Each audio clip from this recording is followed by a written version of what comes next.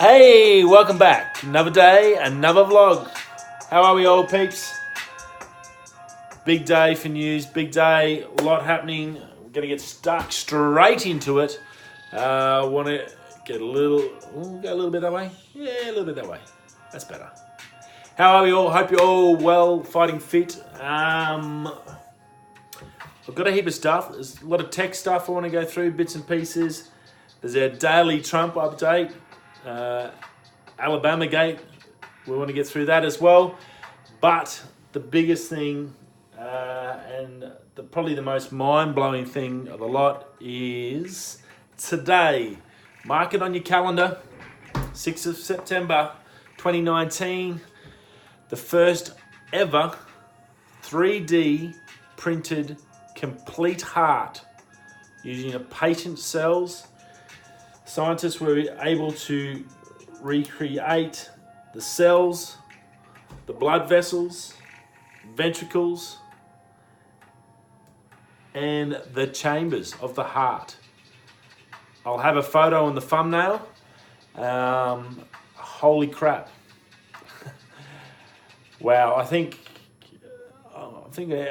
well, I knew when 3D printing was coming, it was going to be one of those amazing technologies that was going to change the way we do things. Still pretty expensive. I try to do my fish and tackle boxes and they want $2,000 a tackle box, so I can't, it's not financially viable in that regards for a basic tackle box. But that is insanity. That is crazy. I know NASA uses a 3D printer to print spare parts for the space station, which is enough to mind blow. Like, they can just print stuff up there to fix their own machine. But a human part, and nonetheless the most important one, the heart. That is going to mean so much to so many poor people that need heart transplants. I just hope they can perfect it in time enough for the people that are waiting now, we don't lose them. Huge news in the medical industry. Come through this afternoon through Boca Bearings, one of our team sponsors for the fishing club. Had it on their page. Amazing kit. I'll chuck the photo up. I screenshot it to get to the photo. I'll put it up on the thumbnail so you can check it out. They've got it. It's only a little tiny one, obviously. It's the beginning. But yeah, absolutely mind-blowing, huge. To the guys that did it, you're freaking amazing.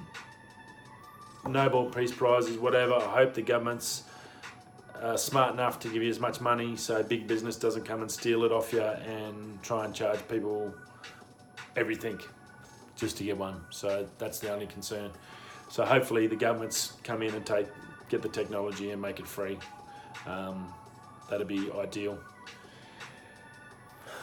So it's pretty hard to top that, isn't it? But look, it's just some normal tech, I guess, then. We'll do the tech and we'll come back to Trump to finish off on a funny note. Foldable phones, big news. The new Samsung Fold was released today in Korea. It obviously got shut down. The original version that got released got shut down due to issues. There was in the actual fold of the two bits on the original one, down the guts, the screen was wrinkling. I was getting debris in behind in the gap where the actual fold. They put new steel bits there. They put the front piece was peeling off. They fixed all that. They fixed all the problems. I looked at a video for a Korean guy that went through it. He's had it for a few days and was one of the first guys to get it in Korea.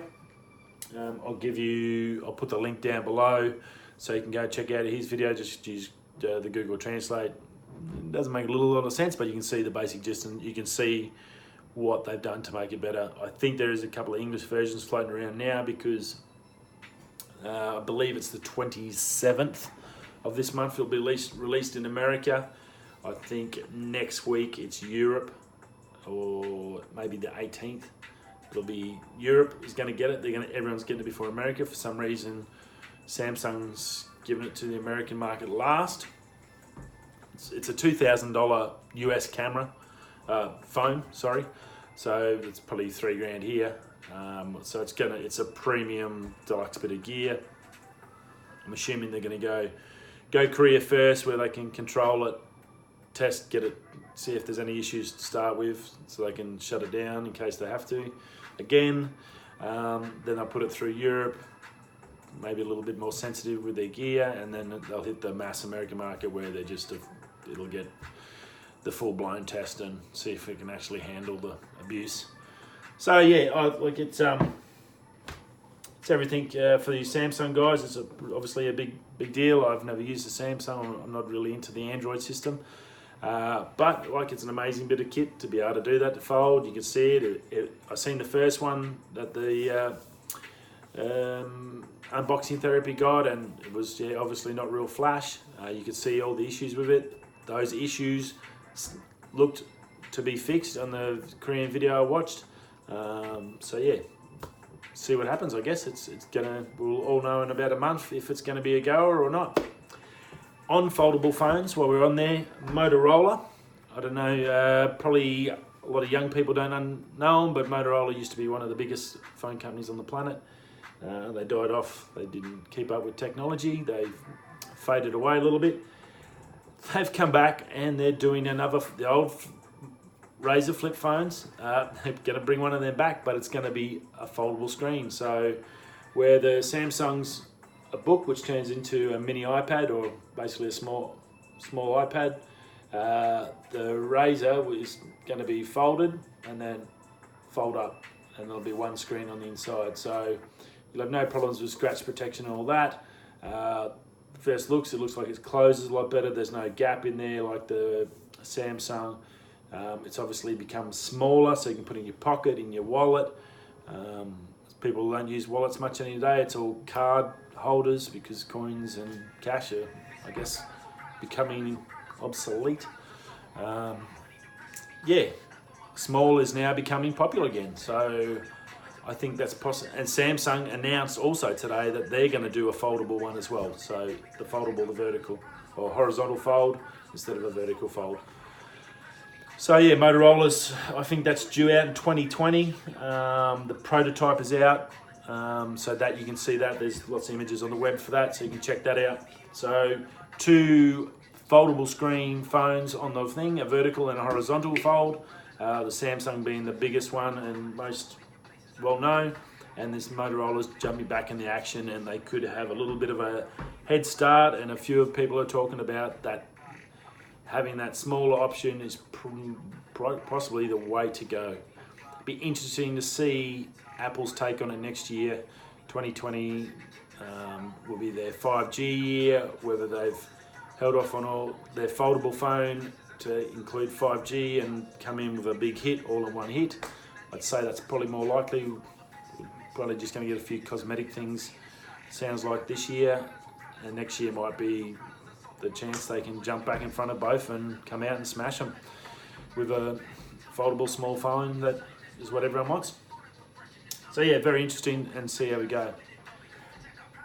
On phones, there's another one, and it's probably great for families and people that have kids, young kids, that they don't want them to have big mobile plans and all the crap that comes with having phones, social networks and all that.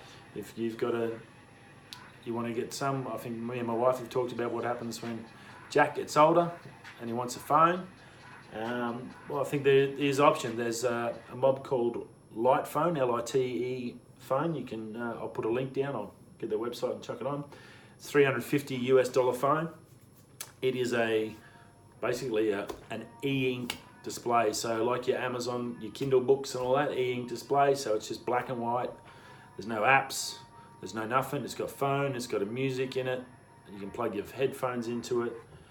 Comes in black or white. It's got 2 to 3 days on one charge. No dramas. It's 4G. It's only 78 grams. 96 by 56 by 9 centimeters. It's only a small phone, so it'll be smaller than, say, an iPhone 5, even smaller than that, an SE. Operating systems are Lite OS, so I'm assuming that's a version of Apple, or I'm assuming, I'm not 100% sure that was. It's only splash resistant, has Bluetooth as well for Bluetooth headphones. But if you have a look at it, for those people who just want a phone for a phone, I'm probably showing a little bit of my age, but back when we just had a phone because we needed a phone, and that was the thing. We didn't need a computer on our head, next to our head all day. This could be a really cheap option. With the price of phones, new iPhones are going to be $1,600, $1,700 or more in Australia. To come in and get a phone for $400 or $500 that can do everything you need for as a phone and be easy to fix and easy to use and simple is a great option to come out with.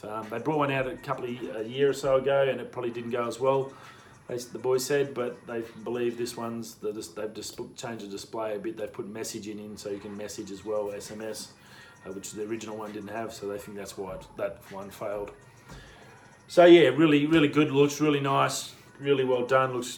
They've gone back to the drawing board and fixed the issues that they obviously got told they had, and I think it's definitely a good option for young adults. I guess you're still not going to give it to a small kid.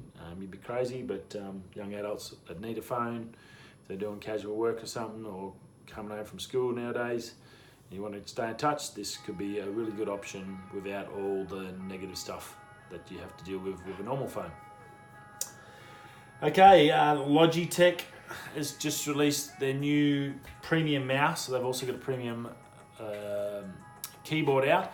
But this MX25 mouse, pretty exy, $150 Australian for it. It is pretty amazing, actually. It's got like a 4,000 DPI sensor on it, so you can pretty much put it on glass. You don't need a mouse pad. It'll fully track, no dramas, on silky smooth glass, which is pretty amazing.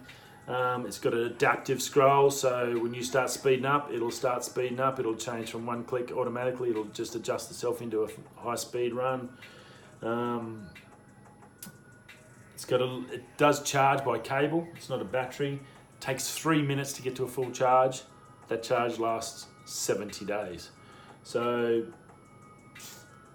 pretty darn good. And probably the other good thing about it, it can be connected at the same time to 3 devices.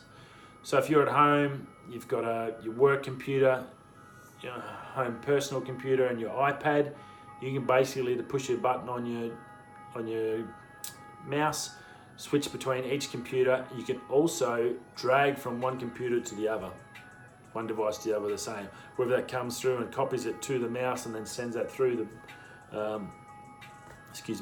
through the Bluetooth to the other device. I'm assuming that's how it works, or some sort of Logitech system in there. But yeah, pretty amazing. 3 devices at once, pretty cool.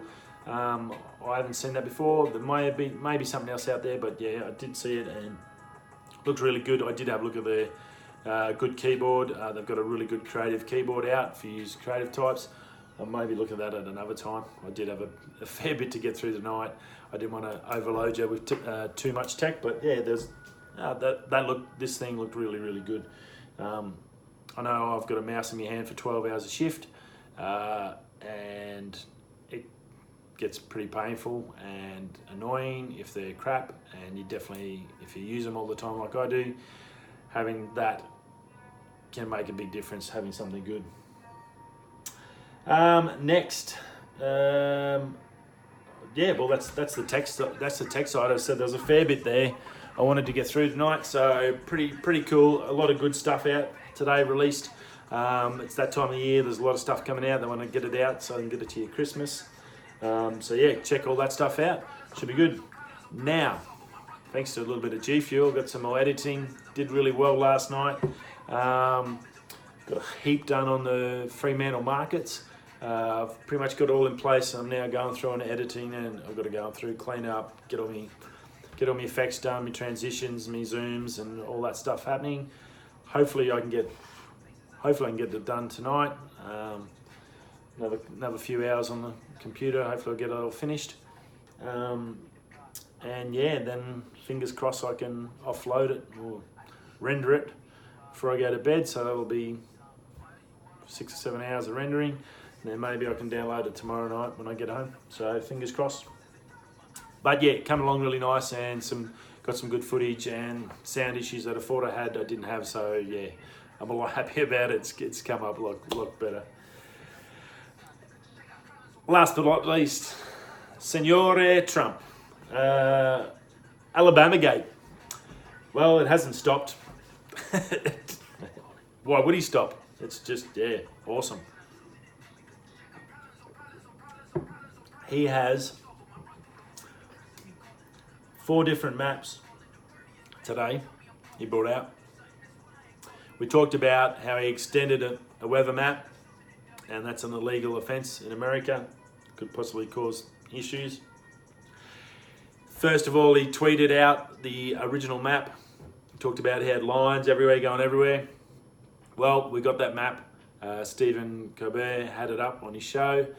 Yes, it had all the lines, and yes, the lines did touch Alabama. But the lines, and my first point I found, the lines also deviated and went up the coast of Florida, through the next state, all the way up into Raleigh, I think the state.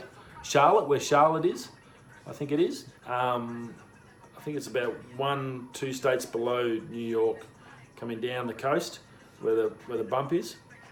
Forgive me if I've got that wrong. I looked at a map. I don't know them all, my bad.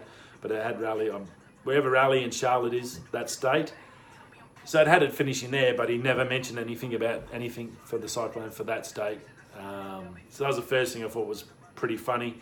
He was very concerned about Alabama, but he didn't give a crap's ass about the 2 states above Florida that were this map that was telling them everyone was going to go to Alabama, was going to hit these ones, but he didn't say anything about that. It was basically 1,000 lines with hundreds of different models, and this was from a week ago. A week before the hurricane hit, he got this map with just, it looks like a kid's got a multicolored pencil and drawn 1,000 lines over a map of Florida. That's what it looks like. And it was a week before the hurricane hit, and before he put the tweet out about it was going to hit Alabama. So being the president, I'm sure he put him up to date. He then, after that, he released that and got sprayed over all these issues. Also on the bottom of that was the fact that if this is confusing, don't trust this map at all, from the people that wrote it, and it was from a local Floridian boat harbour masters association. It wasn't the National Weather Board, it was just a local area. This is what we think could happen. And it says basically, this could all change. If it's any way confusing, please don't trust it at all. It's not that accurate. But that's how he's come out and said Alabama's going to get hit off that. So then later today, or yesterday evening, I guess, in the States, for us, he came out with 3 other different maps, and they were all, not all of them, it never touched Alabama. And then he was still saying that it was going to get Alabama, but it didn't, and they were 48 hours, or it was just... Anyway, it continues. He's not letting go. He's still convinced it was going to hit Alabama. It's obviously gone down to a 2, and thank God it's caused widespread flooding through Florida.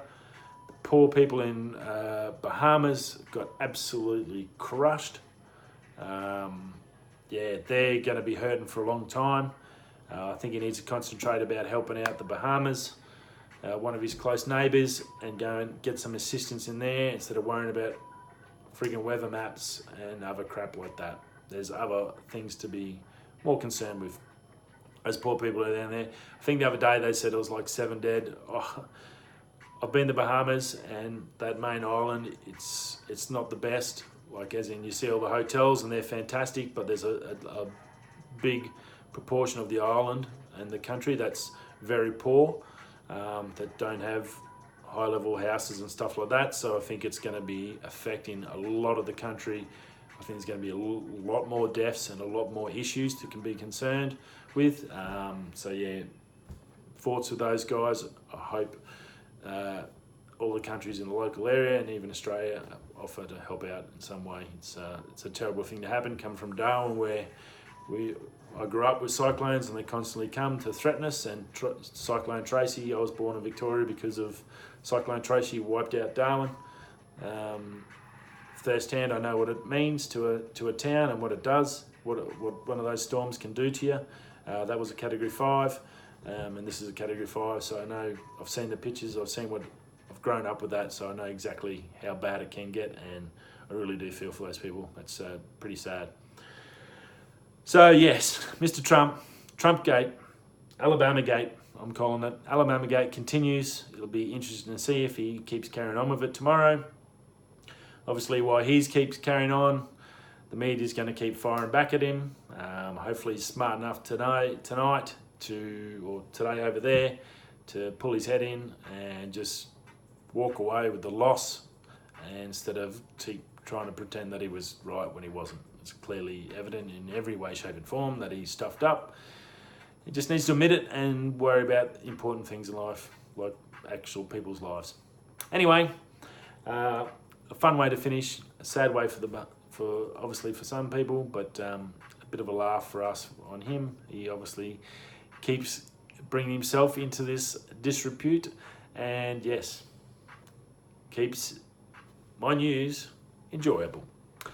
So wherever you are, whatever you're doing, going home, coming to work, or going to work, coming home, or going out. It's a Friday here in Australia. If you're going out, don't drink and drive, stay safe, look after your mates, look after your friends, and we'll see you all tomorrow. See you guys.